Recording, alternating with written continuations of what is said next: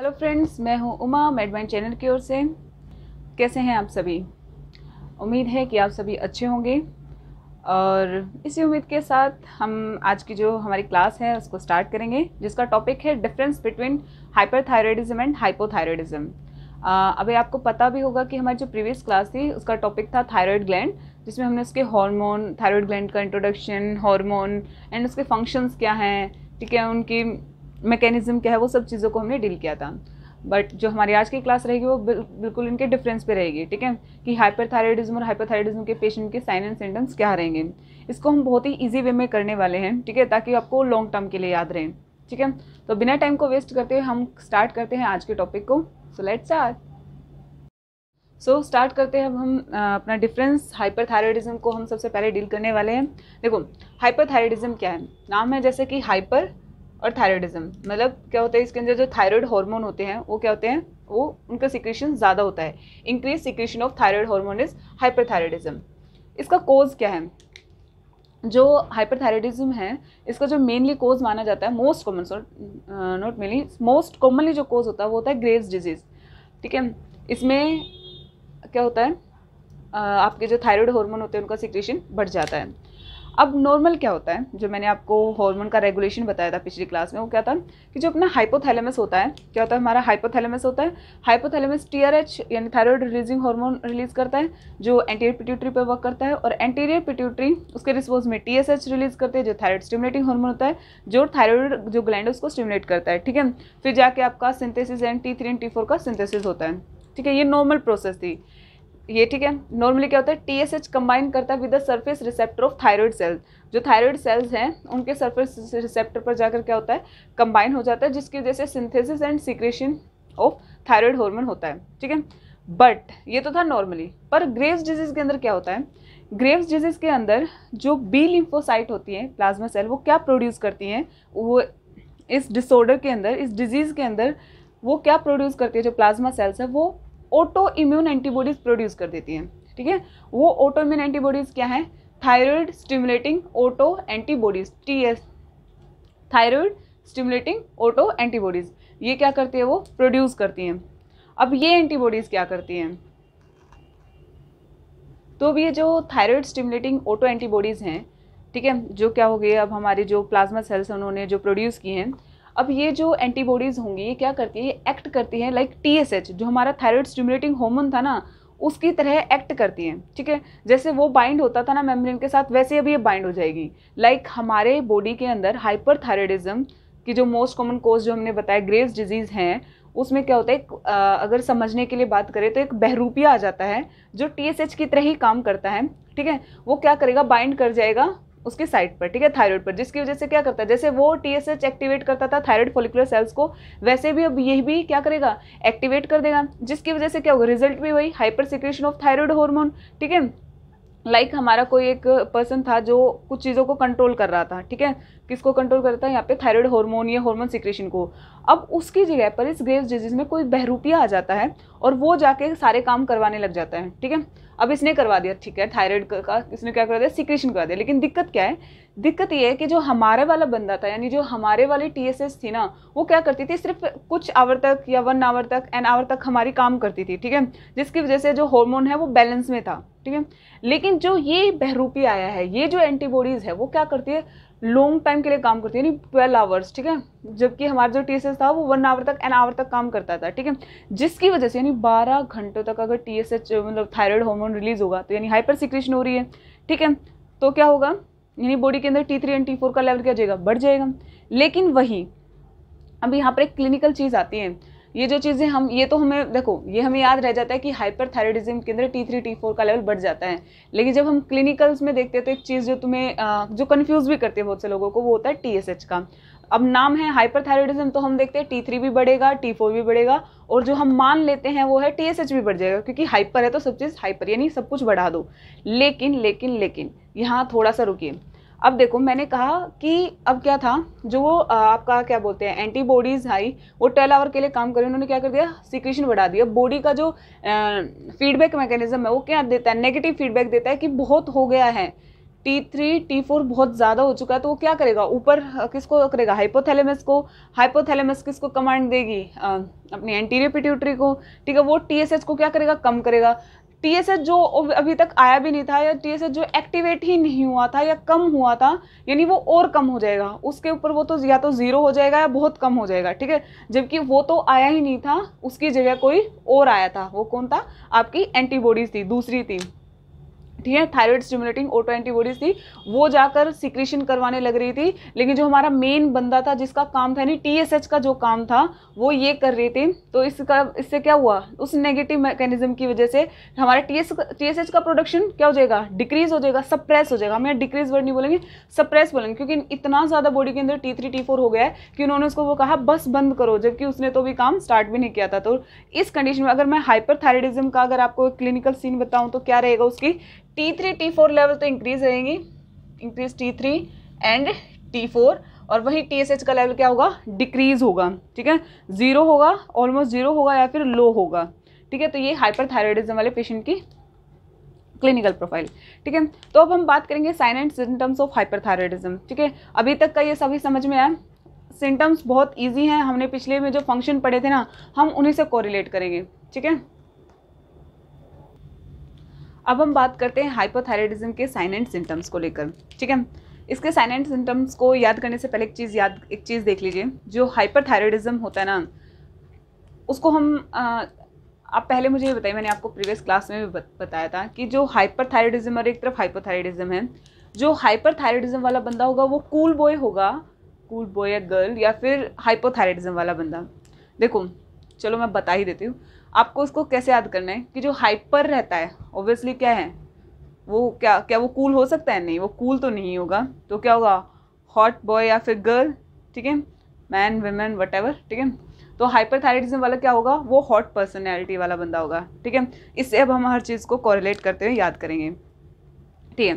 तो सबसे पहला जो वो है वो क्या रहेगा, जो हाइपरथायराइडिज्म वाला पेशेंट होगा वो क्या होगा, इनटॉलरेंस टू हीट, ठीक है। वो क्या होगा, टॉलरेट नहीं करेगा। देखो इसमें क्या होता है, जो बॉडी है इस हाइपरथायराइडिज्म वाले पर्सन की, उसके अंदर बॉडी में हीट बहुत ज़्यादा प्रोड्यूस होती है, ठीक है। जिसकी क्यों, क्योंकि उसका बेसल मेटाबॉलिक जो BMR रेट है वो बहुत बड़ा होता है, ठीक है। तो उसकी वजह से क्या होता है, उसको इंटॉलरेट होता है वो हीट से, ठीक है।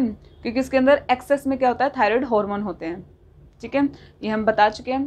Next is increase sweating.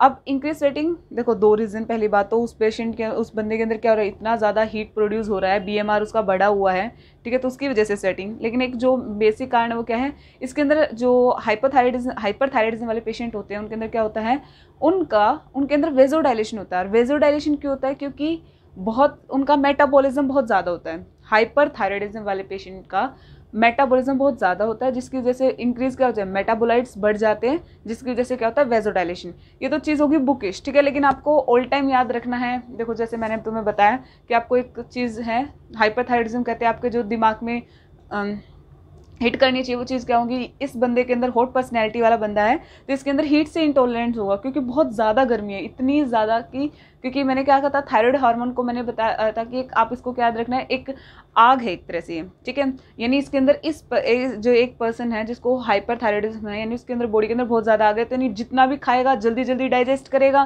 ठीक है। मेटाबॉलिज्म बहुत फास्टली हो रहा है, बहुत फास्टली मेटाबॉलिज्म बहुत, तो जिसकी वजह से क्या होगा, हीट बहुत ज़्यादा प्रोड्यूस होगी, ठीक है, स्वेटिंग बहुत ज़्यादा होगी, ठीक है।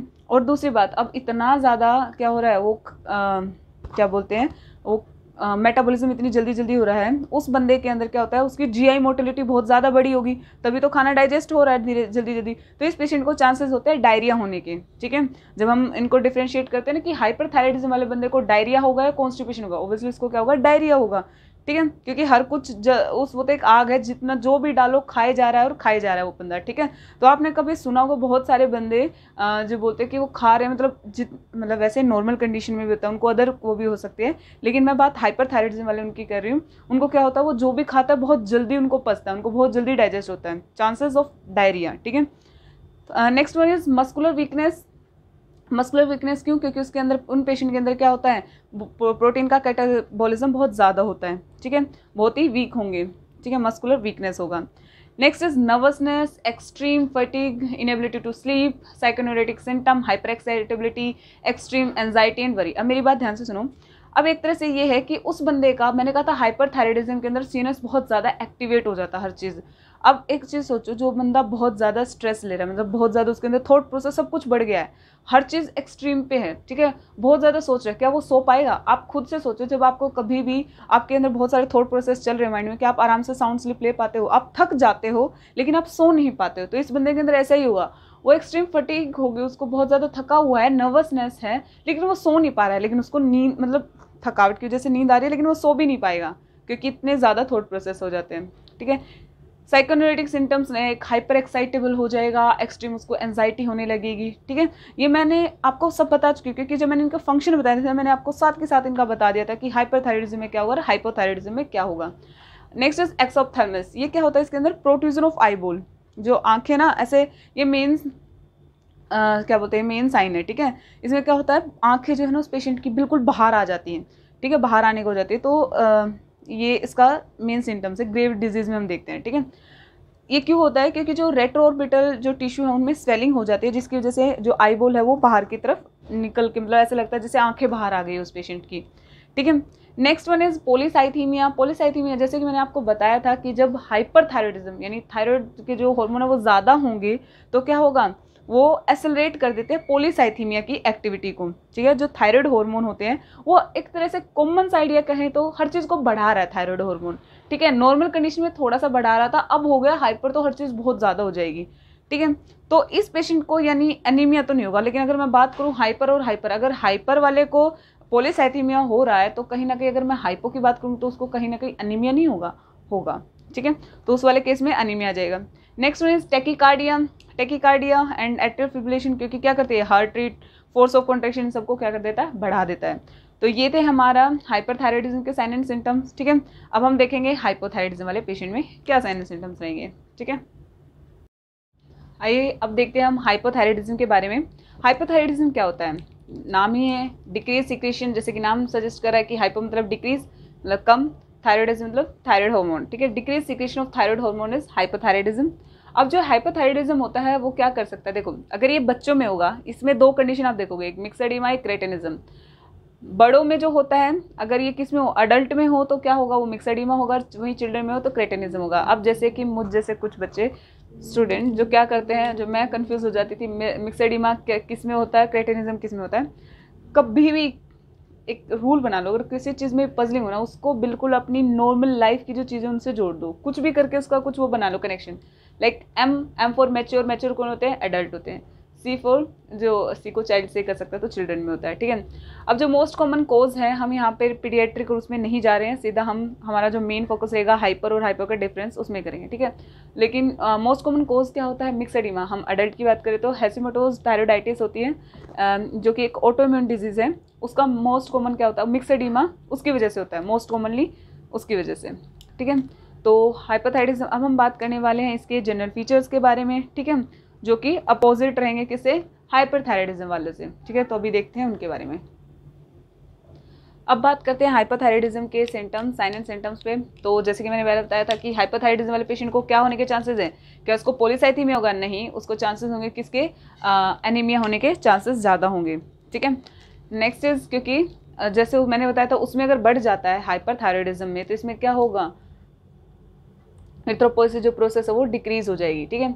Next is fatigue and muscular sluggishness. अब मैंने क्या बताया था, अब इसको बंदे को समझो, हाइपोथायराइडिज्म वाला जो पेशेंट है वो क्या है, कूल बॉय है, बिल्कुल इसके अंदर की जो, अगर जैसे कि मैंने आपको बताया था, ये सिर्फ और सिर्फ समझने के वो है, ठीक है। इसको कहीं भी बताने लायक ये चीज़ें नहीं है कि आप इसको कहीं एग्जाम में लिख रहे हो कि ये अंदर की आग होती है, नहीं, ऐसा कुछ नहीं होता। ये जस्ट आपको याद रखने के लिए चीज़ें हैं, ठीक है, कि हाइपोथायराइडिज्म इस बंदे के अंदर जो है वो जो थायराइड जो हार्मोन जो एक आग है वो नहीं है, बिल्कुल बुझ चुकी है, ठीक है। तो जिसकी वजह से क्या है, ये क्या रहेगा, थका थका, ठीक है, कोई एक्टिवनेस नहीं है, ठीक है, क्योंकि इसके अंदर। और अब इस बंदे को क्या होगा, क्या इसको, चलो हम इसके अकॉर्डिंग चलते हैं, ठीक है।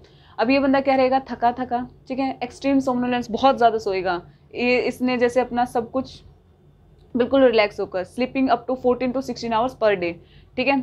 अब इसके जैसे उसमें हार्ट रेट सब बढ़ रही थी, तो इसमें क्या हो जाएगा, कार्डियोवास्कुलर जो सिम्टम जो फंक्शन है वो क्या हो जाएंगे, डिक्रीज हो जाएंगे, heart rate decrease, force of contraction decrease, cardiac output decrease, blood volume decrease. अब इस बंदे का वेट क्यों क्या हो जाएगा, बढ़ जाएगा, क्योंकि फैट क्या हो जाएगा, अब स्टोर होने लग जाएगा। उस बंदे का फैट स्टोर नहीं हो रहा था, इसका फैट स्टोर होने लगेगा, ठीक है, इसको हार्ट की प्रॉब्लम भी स्टार्ट हो जाएंगी।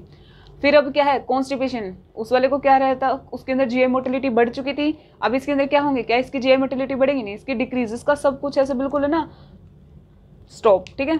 अब क्या होगा, ये पेशेंट, उसमें हीट प्रोड्यूस हो रही थी, क्यों, बीएमआर बढ़ रहा था, अब इसके अंदर क्या होगा, डिक्रीज, तो क्या होगा, कोल्ड इंटॉलरेंस, ठीक है, इसको ज़्यादा ठंड लगेगी। अब मैं अगर इसकी क्लिनिकल सिनेरियो की बात करूँ तो T3 T4 लेवल डिक्रीज होंगे, जैसे कि नाम सजेस्ट करा, हाइपोथायराइडिज्म में क्या होता है, डिक्रीज होते हैं, लेकिन TSH, और मैंने जैसे आपको एक बात बताई थी कि इनका एक मैकेनिज्म चलता है कि हाइपोथैलेमस एंटी पिट्यूटरी को TRH रिलीज करता है, फिर एंटी पिट्यूटरी TSH के थ्रू थायराइड ग्लैंड तक मैसेज पहुंचाती है, ठीक है, थायराइड ग्लैंड T3 और T4 का प्रोडक्शन करता है, ठीक है। अब क्या हो रहा है, बार बार मैसेज जा रहे हैं TSH के पास, TSH बार बार मैसेज भेज रहा है, ठीक है, क्योंकि एंटी पिट्यूटरी इसको भेजिए, ऊपर से जो अथॉरिटी है इसकी वो मैसेज भेजिए, तो इसकी वजह से TSH का लेवल क्या हो रहा है, बढ़ रहा है, ठीक है, क्या हो रहा है, TSH का लेवल बढ़ रहा है, तो इसमें T3 T4 डिक्रीज होंगे और TSH का लेवल क्या होगा, बढ़ा होगा। तो ये था आज की क्लास, जिसमें हमने हाइपरथायराइडिज्म और हाइपोथायराइडिज्म को डिफ्रेंशिएट किया। आई होप आप सभी को ये जो मेरा मोटिव था कि आपको बहुत एक सिंपल लैंग्वेज में समझाया जा सके, जिससे आप इसको भूलें ना, क्योंकि मैं खुद अगर बुक से पढ़ती हूँ ना, मैं भी जब स्टूडेंट उसमें थी तो मुझे दिक्कत होती थी चीज़ों को सिर्फ बुक से पढ़ना, उसको अपने कॉमन लाइफ से जरूर जोड़ो, ठीक है, अगर आपको उनको लॉन्ग टाइम के लिए याद करना है। तो मिलेंगे नेक्स्ट वीडियो में नेक्स्ट टॉपिक के साथ। Thank you so much.